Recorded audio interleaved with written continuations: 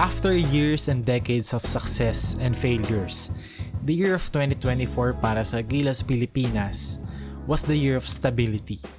Noong mga nakaraang taon, the program desperately needed a direction.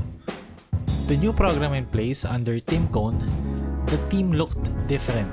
Hindi sila mukhang collection lang ng talent. They finally looked like a team. And the year of 2024, it started with a bang. The Gilas team immediately showed dominance against the Hong Kong team to open their FIBA Asia Cup qualifiers campaign. Ito yung unang laro ng Gilas Pilipinas, having Justin Brownlee back from his long suspension.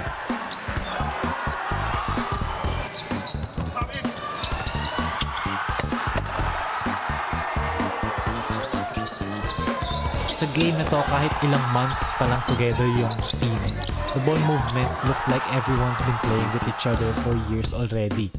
Gamay na gamay nila yung bawat isa. And I would like to believe that's because of their buy-in and their commitment sa panibagong sistema. Sa game na to, top performers were Justin Brownlee with 16 points, 7 rebounds, and 7 assists. Kai Sotto with 13 points, 15 rebounds, and 2 blocks. And the difference maker, Scottie Thompson with 5 points and 9 assists. Sa game kasi na yun, Scottie Thompson was the zone buster. Hong Kong went into a zone, 2-3 zone to be specific. So ang ginawang adjustment ni Coach Tim was to put Scottie Thompson sa gitna ng zone na yon. So kumbaga nilagay mo sa gitna ng zone yung pinaka magaling mong playmaker.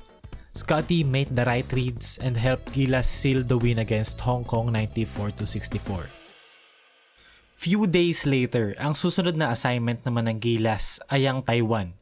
This time, home court ng Pilipinas, and the fans were excited to see this new Gilas team play in front of them. Yung naging resulta? Complete domination. Panalo ang Gilas sa score na 106-53. Yung score dinoble. Top performers for this game were Justin Brownlee with 26 points, 13 rebounds, and 5 assists. Calvin Aftana with 13 points, 5 rebounds, and 3 3-pointers. And yung naging talagang story ng game na si Kai Sotto with 18 points, 10 rebounds, and 5 assists. This game, it brought out the potential of Kai Sotto. Playing under the triangle offense kasi, the system highlighted his strengths. The system consolidated all his skills and cut out all the nonsense. Kumbaga throughout Kai Sotto's career, yung selling point sa kanya palagi was his versatility. Pero at the same time, being able to be average on a lot of things, ironically, stagnated his growth as a player. He lacked definition.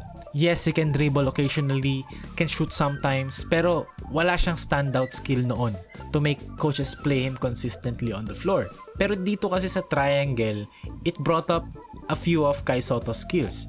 Tapos yung 3-4 na skills na yon na highlight na and na-hone to turn him this kind of player that we've been seeing lately. Tapos lahat ng excitement ng Gilas team nahinto muna. Since after no February window, nagkaroon ng 4 to 5 month break ang Gilas to anticipate the FIBA Olympic qualifiers. Para lang malinaw, yung OQT, yung situation ng Gilas doon, it was a result of the performance ng Gilas ng World Cup the previous year. Na para sa players na available noon and considering na Pilipinas yung host ng buong event, the general consensus was nag-underperform sila ng World Cup. Now, yung bagong programa under Coach Tim took this as a challenge. Instead of making an excuse na hindi nila kalat yon, the team really considered OQT as one of their main starting points for their growth and for their future. I think they all had a great time. It took a lot of work. It took a lot of work at Inspire Camp, and that's really where we're going and where we, starting June.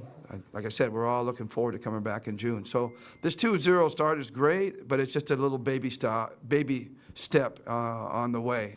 We need to make a lot more bigger strides as we go, and the next game we play is going to be Latvia, who's a top 10 or a top 8 or 5, 7 team, and they just beat Spain. We got Latvia and Georgia coming up, so there's, that's can we get to that level? And that's going to answer more questions for us. Para sa OQT, yung Gilas, they were faced with teams na, let's just say, many would consider out of their league. Yung mga nakatapat nila were Latvia with Davis Bertans, Georgia with Goga Bitadze, and Brazil with Bruno Caboclo. Hindi joke tong mga teams na to. Coming into their first game, Latvia was the ranked number 6 team sa buong FIBA basketball. And sa game na yon, Gilas have achieved the improbable. They have beaten a European team for the first time since 2002. Tinalo ng Gilas ang Latvia sa score na 89-80, powered by Kai Sotto, Dwight Ramos, and Justin Brownlee. For lack of a better word, ginulat ng Gilas Pilipinas ang buong basketball world sa panalo na to. Sa game na Gilas versus Latvia, ang top performers ay sina Justin Brownlee with 26 points, 9 rebounds, and 9 assists, almost a triple-double. Kai Sotto naman with 18 points, 8 rebounds, and a block. And Dwight Ramos with 12 points, 7 rebounds, and 4 assists. Major factor though sa pagkapanalo ng Gilas Pilipinas ay ang kanilang defense. They've limited Latvia to only 37.5% shooting from the field. One of their key defenders sa buong OQT was 𝗗𝗏𝗃. Yung defense niya, hindi kasi lalabas sa stat sheet pero yung combination niya ng size, athleticism, and IQ helped Gilas to have a very solid point of attack defense against bigger guards. Malaking bagay yon kasi if yung point of attack defense mo solid, there's going to be less pressure sa help defense mo and sa rim protection as well. Sa mga sumunod na games, Georgia at Brazil ang nakalaban ng Gilas. Against Georgia, all Gilas had to do was to not lose by 19 points. Ironically, sa game na to, the difference maker was Gilas' 2-3 zone. They've kept the pace of the game slow, they kept the game close. And despite losing by 2 points, they still had a plus 17 point differential lead against Georgia. Tinry pa nga ng Georgia na i-force yung overtime to hopefully, ubusin yung point differential ng Gilas. And after that, Gilas advanced to the semis against a red-hot Brazil team. Kontra Brazil naman, unfortunately, it would be the end of their OQT campaign for Gilas. The absence of Kai Sotto really hurt the team's overall presence, and they failed to generate consistent points near the basket as a result. 20 points lang sila in the paint, and because of that, nabigo silang manalo kontra Brazil, 60-71. They've struggled offensively even though their defense was still good. Though yung last stretch ng OQT, yung last 2 games na yun, they lost both of those games. Pero their campaign still ended on a high note kasi after all these years, the team finally made great progress. And the Gilas would have a few months to reflect and come back stronger para sa window 2. And after matapos nung ilang buwan na yon, New Zealand naman ang kanilang nakalaban. We all know, in recent memory, and ever since naging part ng FIBA Asia ang New Zealand, hirap na hirap lagi ang Gilas sa kanila. And that would be the same premise sa laban nila sa window 2. New Zealand came out smoking hot from the outside. Sa game na to, they've made 18 overall 3-pointers. Kung mga nakaraang taon to, tambak na ang Gilas Pilipinas dito. Pero tong version ng Gilas team na to, they were just too connected with each other. The team chemistry was through the roof. And kabaliktaran ng Brazil game, sa game na to, Gilas scored 48 points in the paint and had assisted 25 of their 34 made field goals. It was a masterclass from Gilas Pilipinas. Top performers were Justin Brownlee with 26 points, 11 rebounds, and 4 assists. Kai Sotto with 19 points, 10 rebounds, and 7 assists, almost a triple-double. And 𝗗𝗏𝗃 with 11 points, 4 rebounds, 3 assists, and a dagger 3-pointer para i-secure yung panalo ng Gilas over New Zealand. Sumunod naman na laro, few days later, rematch kontra sa Hong Kong. Honestly, with all due respect to Hong Kong, this game, everyone knew would be a cakewalk. Even ako. Instead na tickets ng New Zealand game, yung binili kong tickets ay yung kontra Hong Kong. Kasi I knew na uuwi akong masaya at uuwi akong panalo ang Gilas.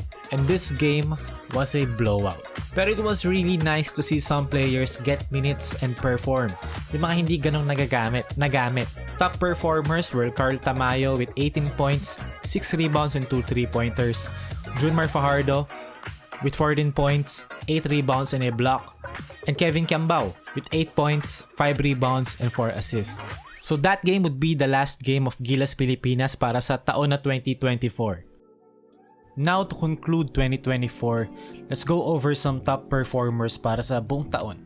Para sa top scorer ng Gilas for the year, it's Justin Brownlee with 28 points per game. Siya ang naging pinaka-consistent na scorer for Gilas. He scored a total of 196 points and led in scoring also sa buong Olympic qualifiers. Ginawa niya lahat ng yan considering na sobrang tight ng schedule niya this year. As in, walang tigil na basketball. And if we're going to describe his 2024 in a few words or a single word, it's going to be GOAT. Surprise Player of the Year, it's none other than Mr. Gulat himself, Kai Sotto, and his development as a big man. Sa 2024, he averaged 14 points, 9.7 rebounds, and almost 3 assists per game. The numbers may not tell the whole story, pero his assist numbers were up this year. Sa buong Asia Cup qualifiers, he averaged almost 4 assists per game, and 2 of those games he assisted 5 or more field goals. Yung isang game pa nga doon, 7 assists siya, almost a triple-double. Talagang nag-open up na yung playmaking ni Kai Sotto, especially playing under Team Gon's system. Speaking of system, the third one, stat of the year, and it's none other than assist per game, kung saan nag-average ang Gilas Pilipinas ng 28 per game sa buong FIBA Asia Cup qualifiers. Sa buong tournament na yon, they've assisted 112 out of their 153 field goals. Number 1 sila sa buong tournament na yon to end the year. And alongside their defense, talagang ball movement na yun naging isa sa mga pillars ng Gilas program and yung identity nila as a team. It's defense, ball movement, and playing together. Yan ang 2024 ng Gilas Pilipinas. They've already punched their ticket sa Saudi para sa FIBA Asia Cup na qualified na sila. But in the final window sa February 2025 would be very important for the team to hopefully, field healthier players and really see the full potential of this team.